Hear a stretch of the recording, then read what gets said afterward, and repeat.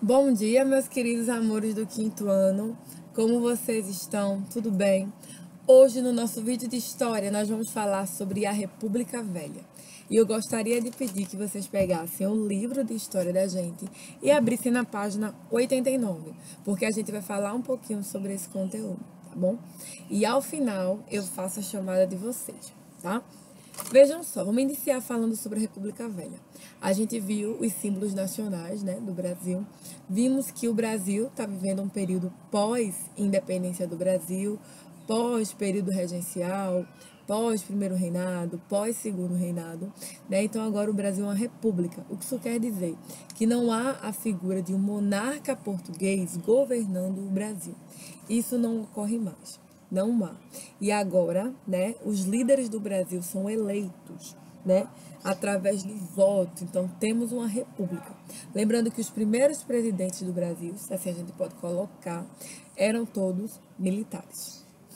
Então, vejam só, a República Velha foi um período que ocorreu de 1889 a 1930. A República Velha, ou Primeira República, durou de 1889 a 1930. A proclamação da República em 15 de novembro de 1889 foi um movimento, sobretudo elitista, que ocorreu sem luta e sem a participação da população. O que isso quer dizer? Que a elite, a classe mais rica do Brasil, as pessoas mais abastadas financeiramente, estavam por trás dessa república. Uma aliança, principalmente entre os militares e os fazendeiros cafeicultores paulistas, possibilitou a derrubada da monarquia e a tomada do poder pelos republicanos. As elites no poder. Embora a escravidão tenha sido abolida de forma gradual, os fazendeiros só a aceitaram porque não tiveram escolha.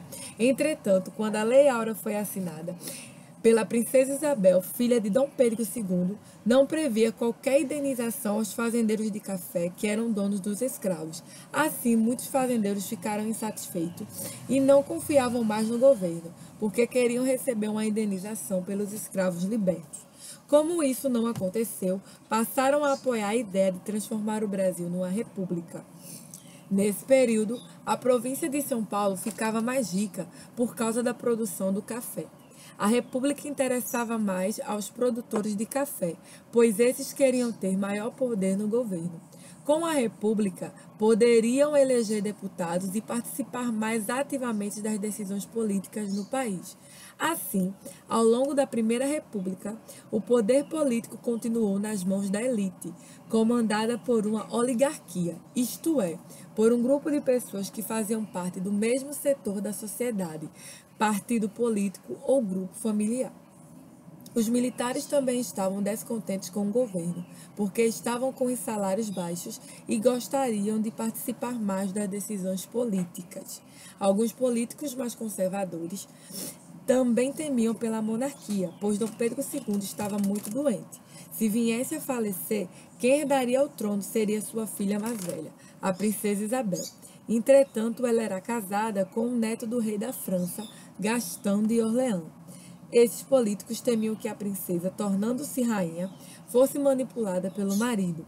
Nessa situação, o Brasil passaria a ser governado por um estrangeiro, mesmo que de forma dissimulada.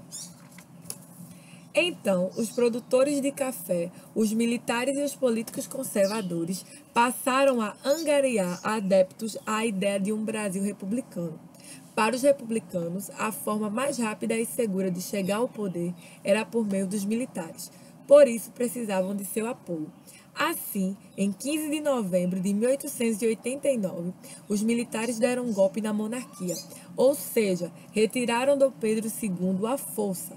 Dava-se início ao período da história do Brasil conhecido por República Velha. A República da Espada, né? Os primeiros 3 anos da República Velha são conhecidos como República da Espada. Esse período ficou conhecido por esse nome porque o governo ficou na mão dos militares, os marechais Deodoro da Fonseca e Floriano Peixoto. Nesse período ocorreu o enchilhamento. E o enchilhamento foi a autorização concedida por Rui Barbosa, na época ministro da Fazenda, aos bancos privados para emitir dinheiro. Esse fato gerou inflação, junto com o aumento do custo de vida, falência e Desvalorização da moeda, porque o Tesouro Nacional não podia garantir a circulação de tanto dinheiro. A crise terminou tirando os marechais do poder. Aqui vocês estão vendo uma foto do Marechal Floriano Peixoto e do Marechal Deodoro da Fonseca, que a gente pode falar como um dos primeiros presidentes do Brasil, se assim a gente pode falar. Em Minas Gerais, além do leite, o café, o gado e a industrialização eram os pontos mais fortes na economia, fato que fez os políticos mineiros teve forte influência na política nacional. Os grupos de São Paulo e Minas Gerais se alternavam no poder. Quando não havia acordo, optava-se por um candidato neutro. Por isso, esse período ficou chamado de República do Café com Leite. Essa alternância de São Paulo e Minas Gerais no poder provocou grande insatisfação no restante do país. A República Velha começou a entrar em crise. O que isso quer dizer nesse período de alternância aqui? O mandato ia ser eleito um representante de Minas Gerais. No próximo mandato ia ser eleito um representante de São Paulo. Então, o café representava São Paulo e o leite representava Minas Gerais. O coronelismo era a base da política do café com leite, na chamada República Velha. Nessa época, os coronéis, grandes latifundiários, tinham o direito de formar milícias em suas propriedades e combater qualquer levante popular. Os coronéis eram os chefes políticos de cada localidade e manipulavam as eleições para assegurar a vitória nas urnas. Na época, as eleições eram bem diferentes das atuais. O voto não era secreto, pois os coronéis controlavam o voto das pessoas que moravam nas regiões onde mantinham o poder, obrigando-as a votar nos candidatos indicados por eles. Contratavam jagunços para ameaçar e punir quem não votasse no candidato indicado por eles. Esse tipo de voto ficou conhecido como voto de cabresto. Assim, os candidatos indicados certamente venceriam. Como retribuição à ajuda recebida, os políticos concediam favores, como a construção de estradas onde estavam localizadas as propriedades dos coronéis. Lembrando que os coronéis determinavam quem os seus trabalhadores tinham que votar. Daí essa questão de voto do cabresto. Eles ameaçavam de morte caso você, que trabalha para um deles, não votasse em quem ele apoiava. Acontecia dessa forma. Algumas mudanças sociais que ocorreram foi na forma de governo, de monarquia para a república, não resultou em melhorias para a população brasileira.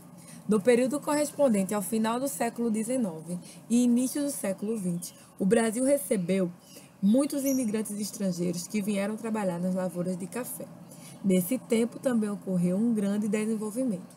Algumas cidades como Rio de Janeiro e São Paulo cresceram, modernizaram-se e acumularam riquezas. Embora tenha ocorrido esse desenvolvimento nas grandes cidades, a maioria da população ficou de fora desse processo, especificamente as pessoas que moravam no campo e que viviam em condições miseráveis. E Canudos aqui agora. No final do século XIX, a situação da população no Nordeste brasileiro era muito precária. Fome, seca, miséria e abandono do governo republicano, que enviava poucos recursos à região que vivia sob o comando dos coronéis. Essa situação provocou muita insatisfação e revolta.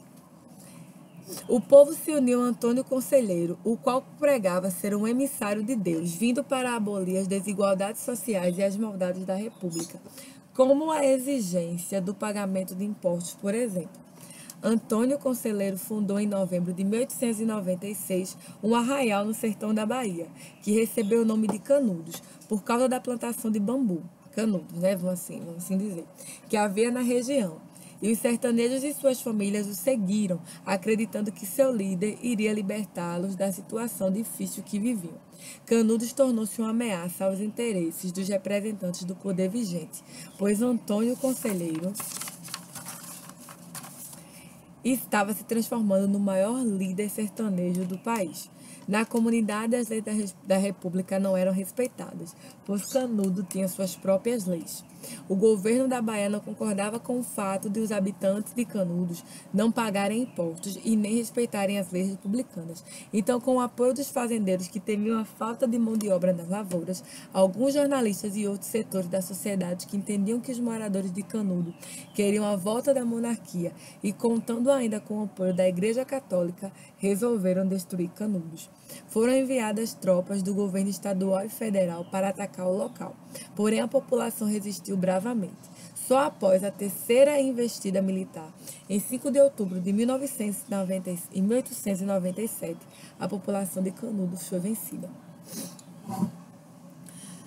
E aí, gente, nós vamos chegar agora ao fim da República Velha, né? A gente teve vários anos de muita agitação, de muitas tensões políticas, e a gente chega ao fim da República Velha, onde eu queria falar sobre o tenentismo. Além de operários estarem insatisfeitos, outro grupo, o dos jovens oficiais tenentes das Forças Armadas, também estavam insatisfeitos. Os tenentes iniciaram um movimento armado com o intuito de tomar o poder, que ficou conhecido como o movimento tenentista. Esses oficiais não aceitavam a política do café com leite e nem as fraudes com o voto de cabresto. Como decorrência da revolta dos tenentes, o capitão gaúcho Luiz Carlos Prestes comandou um movimento armado que ficou conhecido como Coluna Prestes. Eles defendiam a deposição do presidente da República, a implantação do voto secreto, o ensino fundamental obrigatório no Brasil e queria acabar com a miséria e a injustiça social no país. Os participantes caminharam cerca de 25 mil quilômetros pelo interior do Brasil. Durante o trajeto, eles enfrentaram as tropas estaduais e federais, além dos jagunços, né, que eram os capataz, não, eram pessoas que prestavam serviço aos fazendeiros, assim a gente pode falar, né? O movimento não conseguiu derrubar o governo, mas contribuiu para o enfraquecimento político da República Velha. O presidente paulista Washington Luiz foi o último eleito pela política do café com leite, que em seguida deveria eleger um mineiro para presidente. Entretanto, não foi isso que aconteceu. Foi indicado um paulista para a sucessão. Diante dessa desfeita, Minas Gerais aliou-se ao Rio Grande do Sul e à Paraíba, formando a Aliança Liberal. A Aliança Liberal lançou a candidatura de Getúlio Vargas, gaúcho, para presidente e João Pessoa, paraibano, como vice. Ela defendia mudanças significativas para o Brasil, com o voto das mulheres, o voto secreto e as leis trabalhistas. Como as eleições não foram honestas, Getúlio Vargas perdeu para Júlio Prestes. Além disso, ocorreu o assassinato de João Pessoa no Recife. Esses acontecimentos desencadearam uma revolução, a Revolução de 1930, dando início à Era Vargas. Então, gente, para casa, vocês vão fazer a página 94, a página 95 e a página 96 para casa, tá certo? Sobre o período da República, tá bom, meus amores? E nós ainda vamos falar muito mais sobre esse conteúdo ao longo dos nossos estudos sobre, tá certo? Então, o nosso vídeo tá ficando por aqui. Vou fazer a chamada de vocês agora, tá? Alan, Bruno, Carol, Gabriel, Jonathan Gabriel, Rivaldo, Larissa, Nicolas Natan, o Wendelen, Pedro Henrique, Suelen, o Anderson e Nela, tá? Então, espero que vocês tenham gostado do nosso vídeo de hoje.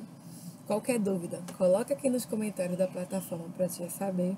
No mais é isso. Tenham um bom dia, um cheiro enorme para vocês, um beijo e até amanhã, se Deus quiser, com mais um vídeo.